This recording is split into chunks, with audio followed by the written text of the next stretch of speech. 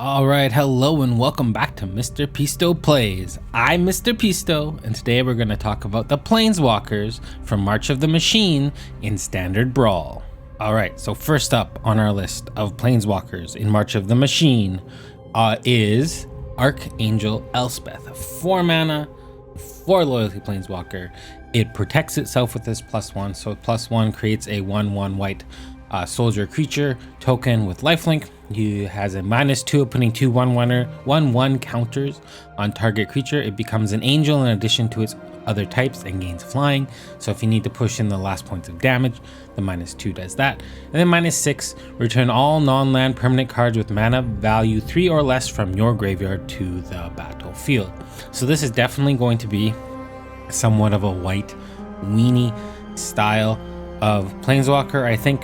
And there are 5 cards from March of the Machine that I think probably will see play in Archangel Elspeth type decks. The first one being Boonbringer Valkyrie. It's a 5 mana 4/4. It has one of the new mechanics, which is called Backup.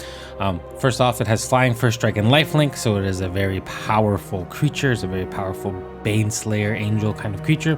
And then Backup. When this creature enters the battlefield, put a 1/1 counter on target creature. If that's another creature, it gains the following abilities until the end of turn. So you can push through the final points of damage. You can attack him pretty freely with another creature, or you can just make this a 5 mana 4/4 or 5/5 flyer. It is a very powerful card to play right after Archangel Elspeth. Next card up on the list is Dusk Legion Duelist, a 2 mana 2/2 vigilance. Whenever 1 or more 1/1 counters are put on Dusk Legion Duelist, draw a card.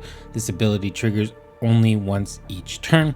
So this plays with Boonbringer Valkyrie's Backup, and it also plays with the -2 of Archangel Elspeth. So it's just all around a very powerful creature. White card draw is very good, and it also has vigilance, so it's going to attack and it's going to protect. Then we have Monastery Mentor, 3 mana 2/2 with prowess, coming back. Whenever you cast a non-creature spell, create a 1/1 white monk creature token with prowess. Play this on turn 3, Archangel Elspeth on turn 4, you get a 1/1, and then you uptick Elspeth, you get another 1/1, or you can put 2 1/1 counters on this thing and attack 4/5 the turn Archangel Elspeth comes down. Very, very powerful 3 mana spell. Then we have Seal from Existence. It's a 3 mana enchantment. It has ward 3, so they have to pay 3 extra mana in order to target this. When it enters the battlefield, exile target non-land permanent and opponent controls until Seal from Existence leaves the battlefield. I think this is one of the most powerful versions of this kind of spell that we've seen in a very, very long time. Just the fact that it has ward 3, so they're gonna have to spend a lot of mana to get rid of this thing. And it is white, so you're probably gonna be playing it in more of your white heavy decks, but it is a very powerful white spell that you can use for unconditional removal, which is very, very strong. And then the final white spell that we have here before we get into our next Planeswalker is Angelic Intervention. 2 mana, instant. Target creature or Planeswalker you control gains protection from the colors or protection from colorless or from the color of your choice. So it gets colorless, which is very powerful. I guess because of all those incubator tokens that are going to be running around. If it's a creature, put a 1/1 counter on it. So very good to protect your Archangel Elspeth, protect other creatures, or possibly get in that last point of damage, because with protection it can't be blocked, targeted, dealt damage, enchanted, or equipped by anything with that quality. So our next Planeswalker on the list is Chandra, Hope's Beacon. 6 mana 5 loyalty Planeswalker, has a static ability of whenever you cast an instant or sorcery spell, copy it. You may choose new targets for the copy. This ability triggers only once each turn. It has a +2, add 2 mana in any combination of colors. Has another +1, exile the top 5 cards of your library. Until the end of your next turn, you may cast an instant or sorcery spell from among those exiled cards. So you're only getting one of them, but you're getting the best one, and you get it on your next turn. So you can play this on 6 mana, +1 it, and then cast another spell from it the following turn. Or you can -X, where Chandra's Hope's Beacon deals X damage to each of up to 2 targets. So this is 6 mana, -5, deals 5 damage to one thing and 5 damage to another. So 6 mana for 10 damage split into 2 is extremely powerful. Some cards that go along with Chandra Hope's Beacon is Nahiri's Warcrafting, 3 mana sorcery. It deals 5 damage to target creature, planeswalker, or battle. Look at the top X cards of your library, where X is the excess damage dealt this way. You may exile one of those cards. Put the rest on the bottom of your library in a random order. You may play the exiled card this turn. So this is 3 mana to deal 5 damage. It is at sorcery speed, but then you could potentially play another card off of this if you have some excess mana and whatnot. So very powerful kind of mid-game card. Play it, have a few mana open, hopefully play something else. We have Furnace Rains. This is 3 mana. Gain control of target creature until the end of turn. Untap that creature. Until the end of turn, it gains haste, and whenever this creature deals combat damage to a player or battle, create a treasure token.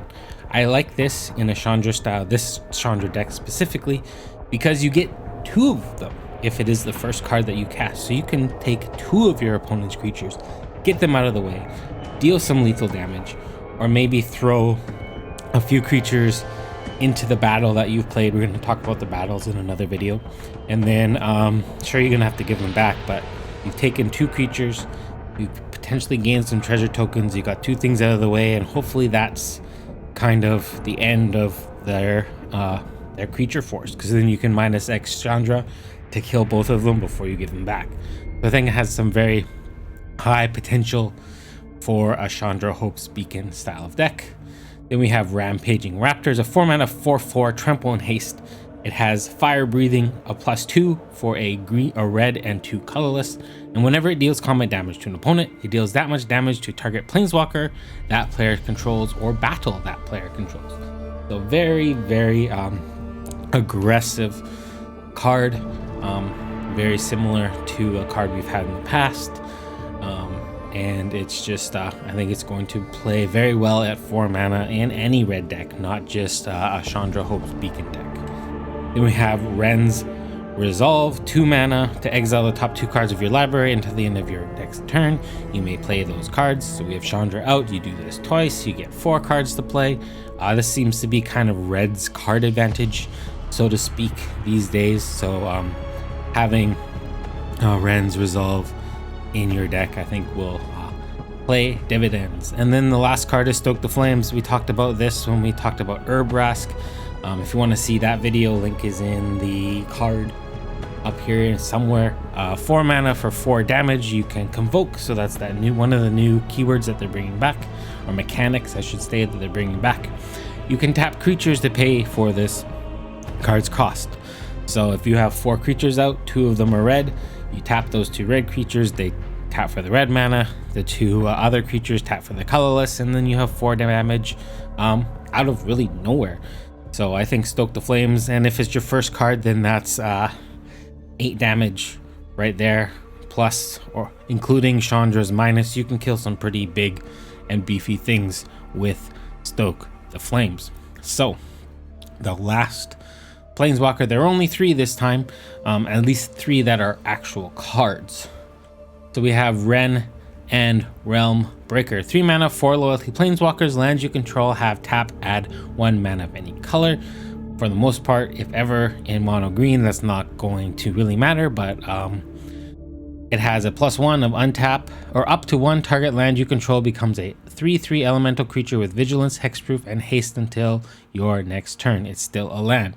Unfortunately, it doesn't untap the land, so you're gonna want to probably play this on 4, so you can have a 3/3 hexproof blocker to help protect it. It has a -2 mill 3 cards. You may put a permanent card from among the milled cards, into your hand, so you don't get any card. Of the 3 cards that you mill that turn, you can put one of them into your hands as long as it's a permanent.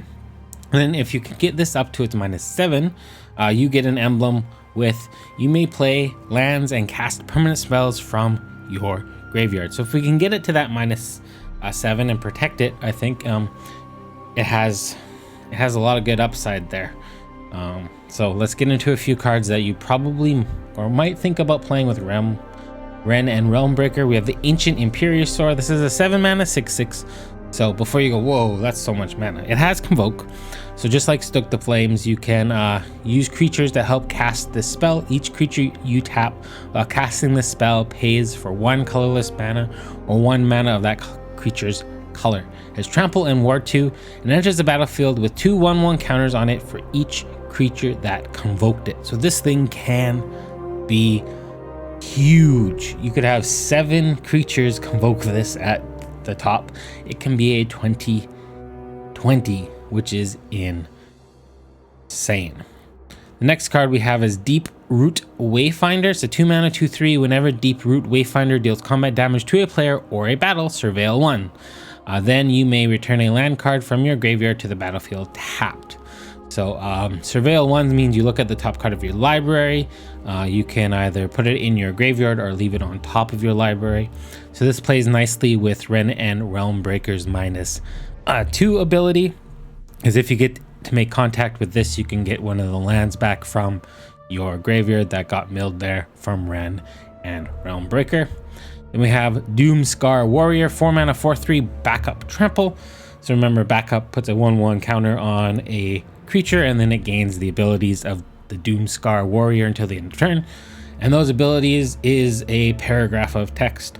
Whenever this creature deals combat damage to a player or battle, look at that many cards from the top of your library. You may reveal a creature or a land card from among them and put it into your hand.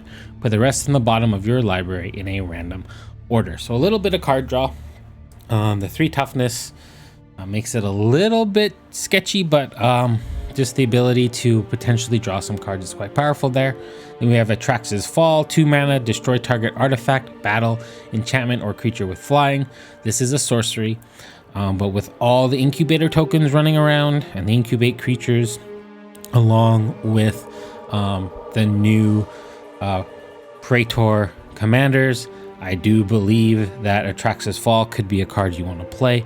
Being able to destroy a battle, not that many cards have straight up destroy target battle on them, so I think Atrax's Fall could very well be a card you want to play. And then the last card that we are going to talk about today is Cosmic Hunger, a new instant target an instant bite type spell. 2-mana, target creature you control deals damage equal to its power to another target creature, Planeswalker, or battle. That being able to target a battle along with a Planeswalker is very, very powerful. So I think this is a strict upgrade for any of the bite type spells in green, and you're going to want to play this card. And that's it for today's video. Remember to like, subscribe, and notify. We have a Discord channel in the description below. I also have a Patreon if you want to support financially. Planeswalkers and Standard Brawl. What do you think? There's only 3 of them that are actual like faced cards. There are, I believe, 1, maybe 2 in the battles that we will look at a later date. So thanks for watching. Have a wonderful morning, afternoon, evening, or night, wherever you are in the world. From Mr. Pisto to you, stay safe. Bye for now.